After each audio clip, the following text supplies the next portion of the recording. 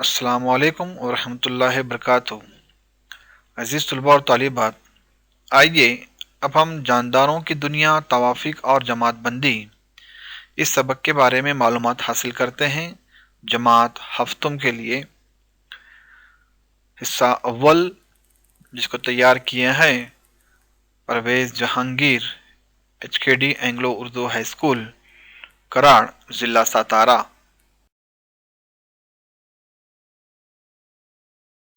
प्यारे बच्चों, ज़रा याद कीजिए, क्या आप बता सकते हैं कि किन किन खुसूसियात की बिना पर जानदारों में तनु यानी फ़र्क पाया जाता है। जैसे कि आप जानते हैं कि इस रूह ज़मीन पर मुख्तलिफ़ किस्म की नबातात पाई जाती हैं, जिनमें मुख्तलिफ़ रंग के फूल खिलते हैं। कुछ नबातात पानी में पाई जाती है, तो कुछ बर्फ़ानी इलाकों में पाई जाती है, तो कुछ बग़ैर पानी के रेगिस्तान में उगती है। कुछ नबातात खुर्दबीन के बग़ैर नज़र नहीं आती, तो कुछ बहुत बड़ी होती हैं, जिसे हम अपनी आँखों से आसानी के साथ देख सकते हैं। नबातात की तरह हैवानात में भी तनु पाया जाता है।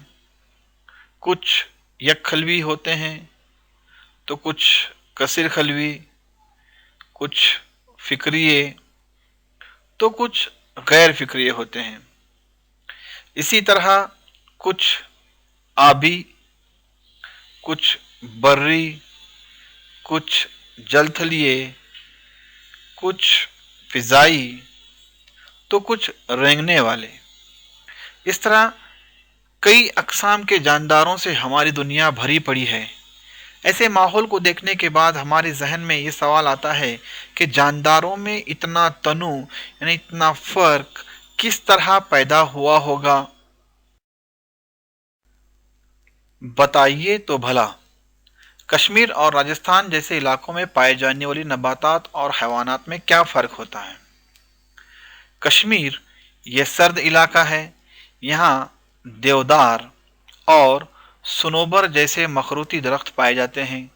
सर्दी के मौसम में जब बर्फबारी होती है तो बर्फ़ आसानी से नीचे फिसल जाती है, जबकि राजस्थानी इलाकों में सिर्फ कांटेदार जैसे बबूल और नागफनी जैसे नबातात पाई जाती हैं।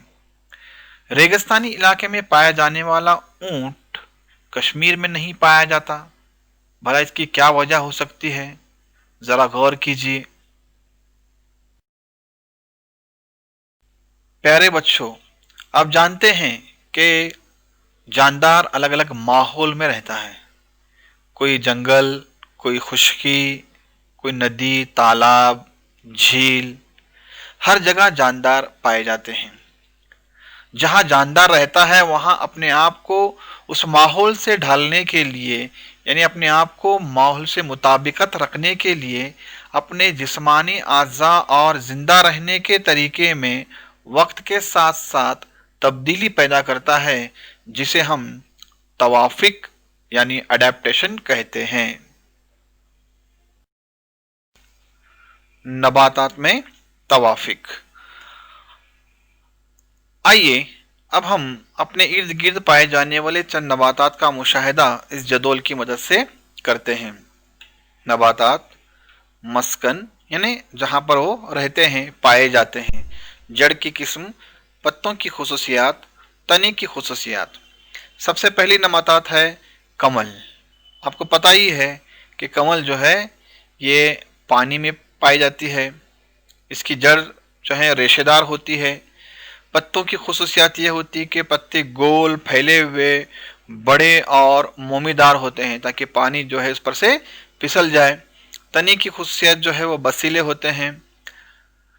दूसरी किस्म नबातात की है नागफनी। आपको पता है कि नागफनी जो है वो रेगिस्तान में पाई जाती है। इसकी जड़ें गहराई में रहती हैं। पत्ते बड़े और सुई नुमा और कांटेदार होते हैं। तने की खुशियत ये होती है कि तने आमतौर पर जो है ये मोटे, गूदेदार और सब्ज रंग के होते हैं। तीसरी नबातात है बरगद, जो कि ज़मीन पर पाए जाने वाली सबसे बड़ी नबातात हैं, कुछ ज़मीन पर तो कुछ हवा में इसकी जड़ें होती हैं, और पत्ते जो है ये बड़े और हरे रंग के होते हैं। तने की खुशियत ये होती है कि तने जो है आमतौर पर इसका मोटा, सख्त और ऊंचा होता है। आबी नबातात में तवाफीक। आपने देखा होगा कि आबी ज़ख़ीरे में पाए जाने वाले नबातात में चंद नबातात की जड़ें तह नशीन मिट्टी में मजबूती से गड़ी हुई होती हैं। ऐसे पौधों को हम तह नशीन पौधे या सबमर्ज प्लांट्स कहते हैं। चंद नबातात पानी में डूबे होते हैं, जबकि उनके पत्ते और फूल पानी पर तैरते रहते हैं।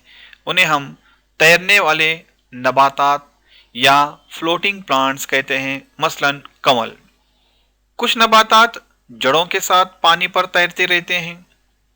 इसी तरह कुछ पानी के किनारे कीचड़ या मिट्टी में मजबूती से खड़े रहते हैं। पानी की तह में देखने पर यह पता चलता है कि वहां भी चंद नबातात दिखाई देते हैं, मसलन हाइड्रीला वगैरह। आपने देखा होगा कि कंवल और आबी सुंबल जैसी नबातात के डंठल नरम और खोखले और लचकदार होते हैं। अक्सर नबातात के पत्तों और तनों पर पतली मोम तह पाई जाती है, जिसकी वजह से पानी इन पत्तों पर नहीं ठहरता, वो आसानी से फिसल जाता है। चंद नबातात के तने खोखले और लचकदार रहने की वजह से ये नबातात पानी के तेज बहाव को बर्दाश्त कर सकते हैं। पत्तों के डंठल और तनों में पाए जाने वाले हवाई खानों की वजह से इन नबातात को पानी में तैरने में मदद मिलती है। इसे हम आबी नबातात में तवाफीक कहते हैं।